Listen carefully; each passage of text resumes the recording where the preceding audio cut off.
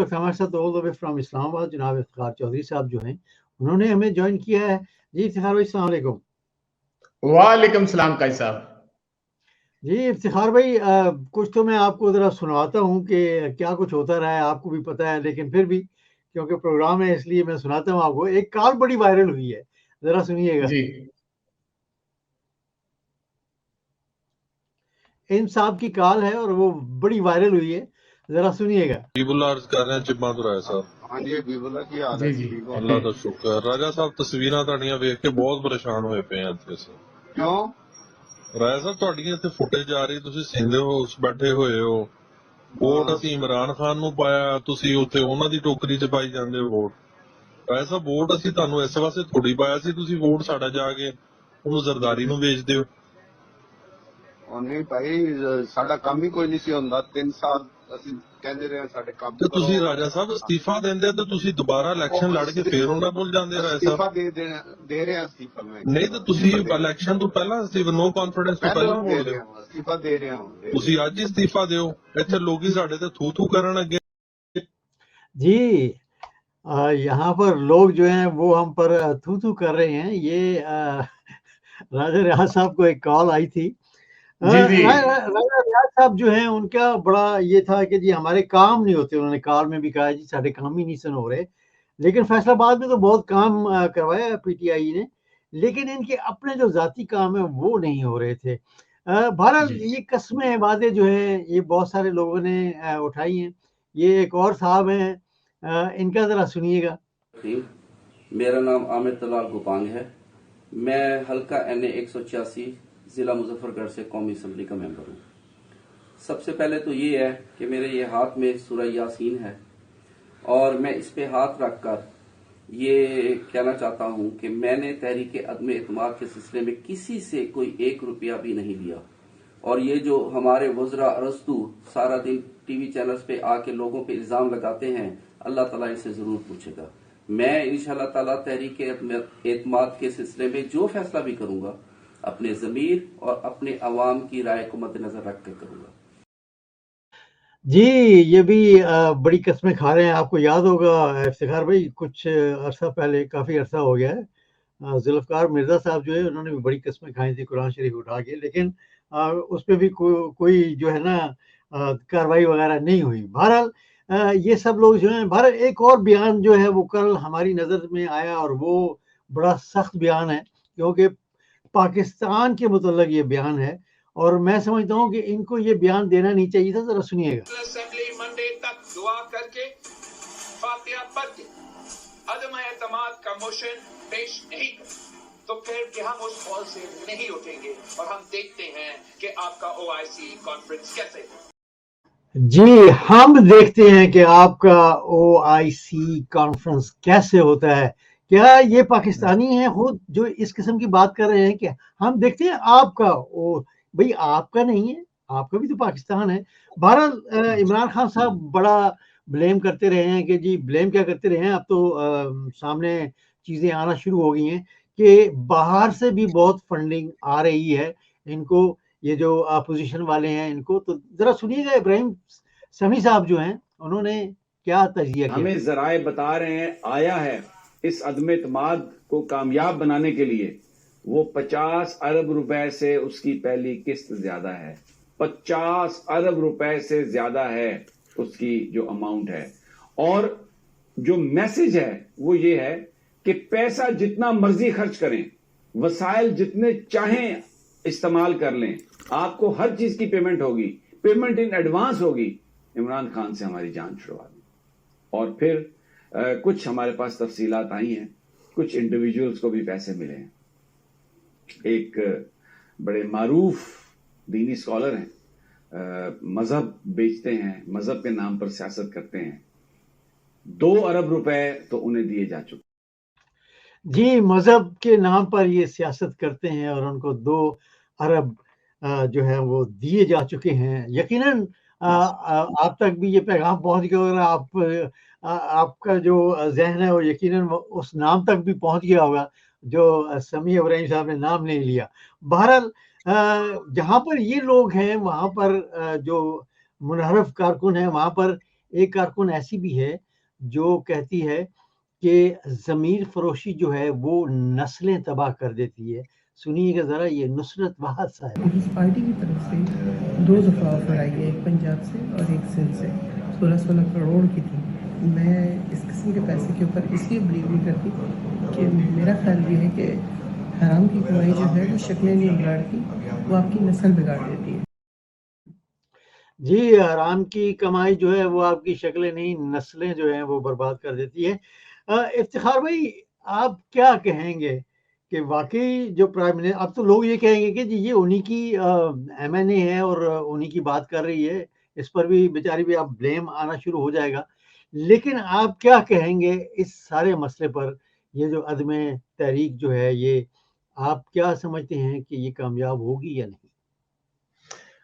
देखिए जी, इमरान खान ने bounce back किया है और जो उसने एक्सपोज कर दिए हैं अपने जो पीटीआई के मेंबरान है, और इससे पहले भी इसने एक्सपोज किए थे, आपको याद होगा, करोड़ों रुपए नोट गिनते हुए उसने वीडियोस भी शेयर की थी और उनको फिर कान से पकड़ के बाहर निकाल दिया था।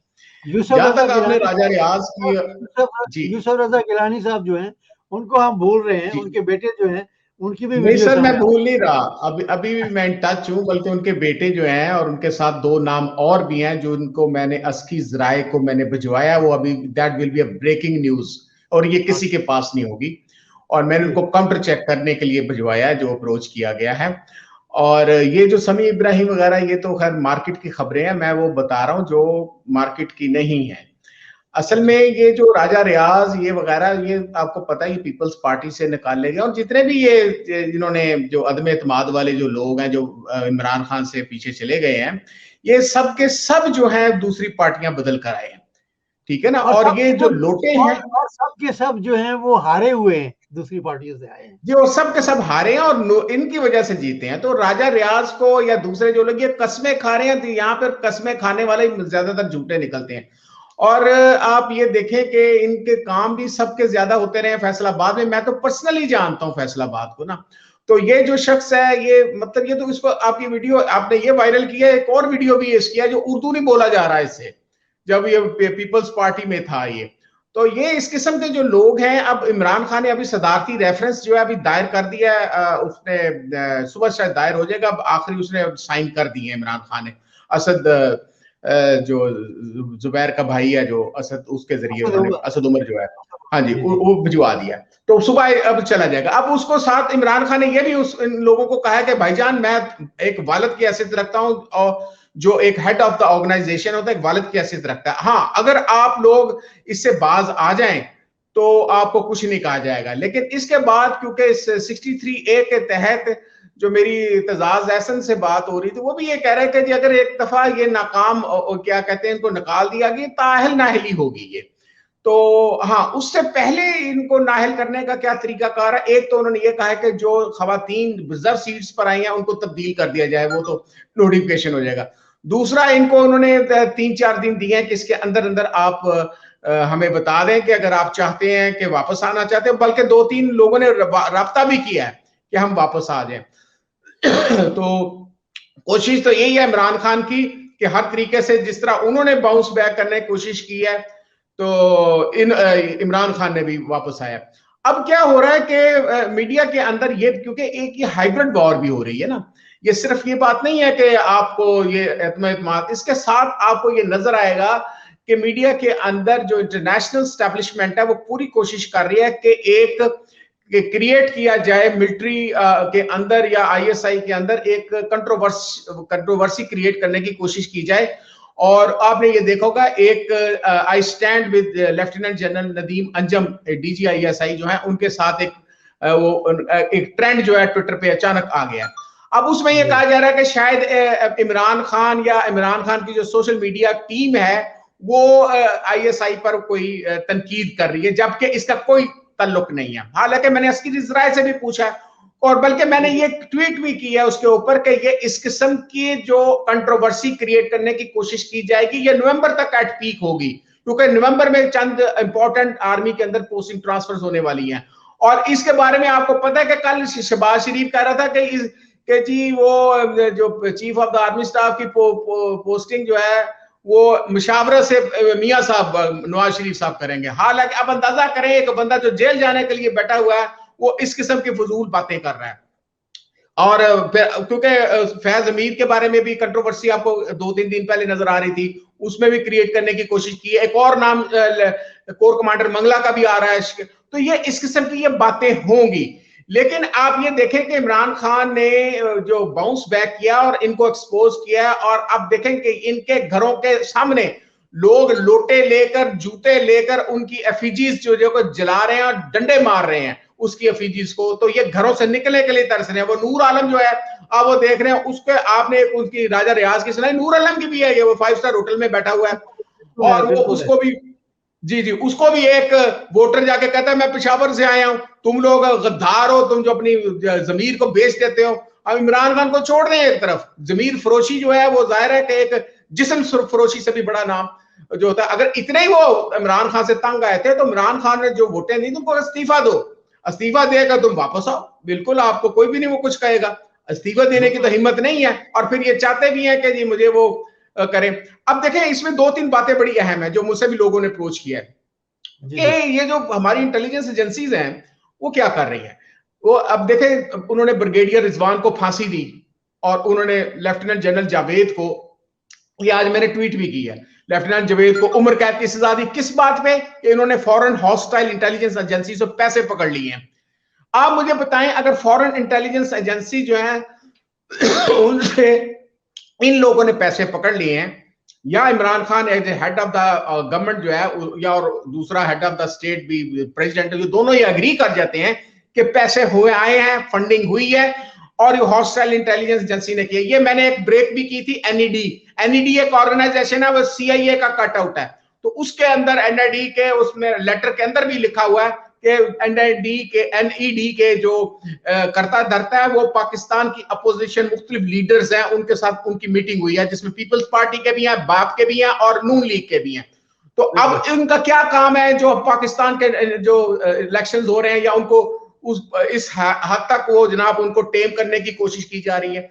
तो मैं ये समझता हूं कि हमारी एजेंसीज अगर ये कर सकती हैं तो एज ए लॉ के स्टूडेंट में FGCM बोलते हैं, फील्ड जनरल कोर्ट मार्शल, उसमें आप किसी सिविलियन को भी सजा दे सकते हैं। आर्मी एक्ट के तहत MPML military procedure and military law होता है, इसके तहत उनको सजा दी जा सकती है। तो अगर वो एजेंसी ये समझती हैं कि हॉस्टाइल एजेंसीज की तरफ से पाकिस्तान के अंदर पैसा आया है, बल्कि मैंने तो CIA चीफ को और प्रेसिडेंट जो बाइडेन को डायरेक्ट लिखा है ट्विटर के ऊपर कि भाईजान ये सारे झूठ बोल रहे हैं कि कितने पैसे हैं, कितने गए हैं, वो आप असल बता दें कितने पैसे दिए और किस किसको दिए हैं। तो अगर जो वो उनका जवाब तो मैंने एक्सपेक्ट नहीं कर रहा, लेकिन ये बात अगर है, प्राइम मिनिस्टर जब खुद मुंह से कह रहा है कि हाँ ये इस तरह की फंडिंग हुई है, तो उसको ये चाहिए कि तमाम एजेंसीज उसके अंडर हैं, प्रोब करें कहां से आए हैं और उनके खिलाफ मिलिट्री लॉ के तहत FGCM जो है वो जो है फील्ड जनरल कोर्ट मार्शल किया जाए। अगर उसको सजा मौत हो सकती है ब्रिगेडियर रिजवान को पैसे पकड़ने के लिए और लेफ्टिनेंट जनरल जावेद को दिए, तो पाकिस्तान के जो नेशनल इंटरेस्ट के खिलाफ ये काम हो रहा है, क्योंकि ये पैराडाइम शिफ्ट हुआ है।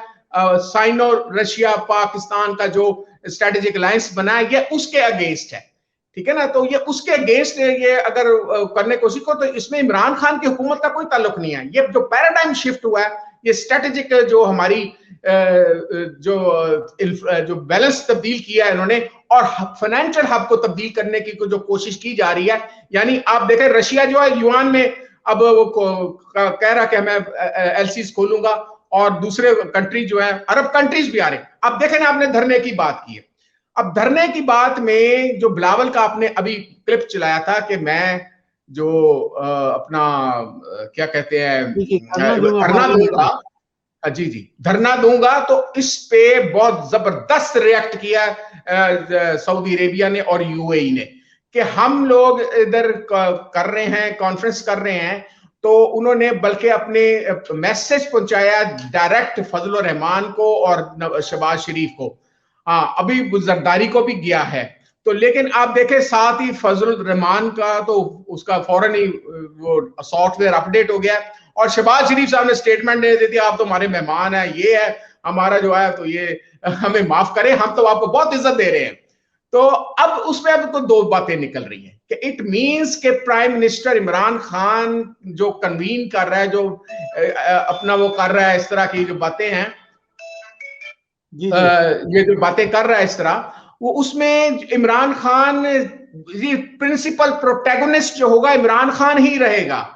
तो इस वजह से जो है उनको अब ये नई तकलीफ शुरू हो गई है कि सऊदी अरेबिया और यूएई का जो पैराडाइम शिफ्ट थोड़ा सा चेंज हो, क्योंकि जो बाइडेन के साथ उसके वो ताल्लुकात नहीं है जो ट्रंप के साथ हुआ करते थे।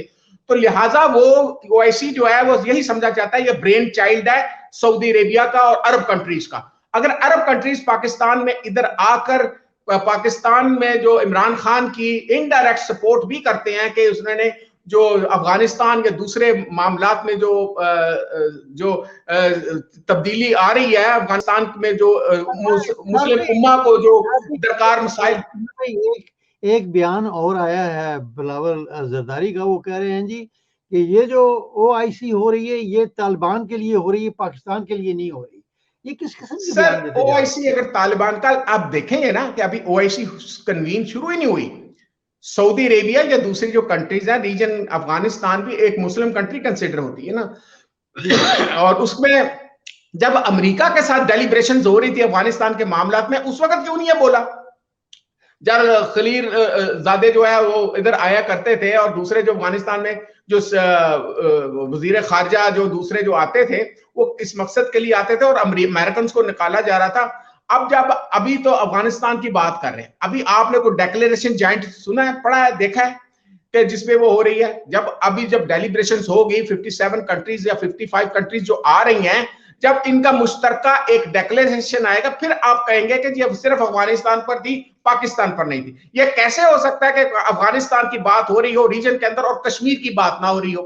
तो इसमें मेरा ख्याल है कि इसमें बिलावल की फ्रस्ट्रेशन भी नजर आ रही है, ठीक है ना, क्योंकि मामला उसके हाथ से जाता हुआ निकलता हुआ नजर आ रहा है उसको, और वो समझ रहा है कि शायद अब वो मुझसे पहली सी मोहब्बत मेरे महबूब ना मांग वाली बात हो जानी है और इमरान खान बाउंस बैक कर रहा है और जितने भी ओआईसी के मेंबर कंट्रीज हैं इन मेजॉरिटी इनकी सपोर्ट करेंगे इमरान खान की गवर्नमेंट की। जी कैसा? चलिए जी, लास्ट क्वेश्चन, आप ये अदम एतमाद जो है ये कामयाब होते देख रहे हैं? देखें, मेरा जो जाती तज्जिया है इसमें इफ्स एंड बट्स काफी होने के बाद मैं एक वन लाइन स्टेटमेंट ये दे सकता हूं कि इमरान खान ने ये जो इंटरनेशनल एस्टेब्लिशमेंट का जो फ्रेम था उसके अंदर ये फिट नहीं था और उसके अंदर ये जलसे नहीं थे, ठीक है ना। अब जलसों से वो बाउंस बैक हुआ है और 3-4 दिन से जो जूते पड़ रहे हैं उनको आज भी इस वक्त जूते पड़ रहे हैं आपके दोस्त जो राजा रियाज साहब के घर के बाहर, ठीक है ना, तो और उनको भी जूते पड़ रहे हैं। तो मैं ये देख रहा हूं कि अभी इमरान खान के पास बहुत सारे ऑप्शन मौजूद हैं। आज वो जा रहा है सुबह ये सुप्रीम कोर्ट में सदारती रेफरेंस लेके उनको नाहिल करने की बात करने जा रहे हैं।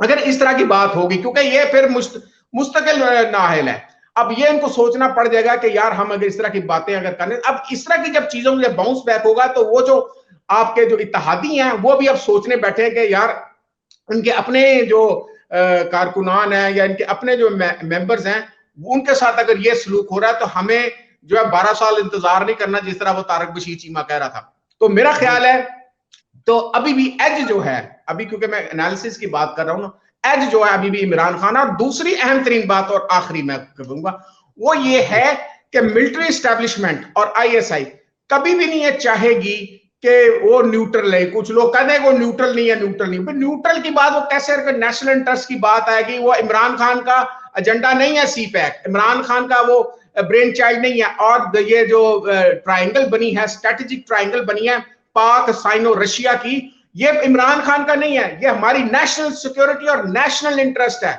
उसमें जो वो कोई भी प्राइम मिनिस्टर होता उसको वो देता। तो उस हालत में वो कभी भी नहीं चाहेंगे कि इमरान खान को साथ छोड़े। और दूसरा वो अदम एतमाद जो है मुझे नाकाम होती हुई नजर आ रही है। जी कैसा? चलिए इफ्तिखार भाई बहुत बहुत शुक्रिया आपका, थैंक यू वेरी मच। इंशाल्लाह किसी दूसरे प्रोग्राम में आपसे दोबारा मुलाकात होगी। बहुत बहुत शुक्रिया आपका, thank you very much. Welcome sir.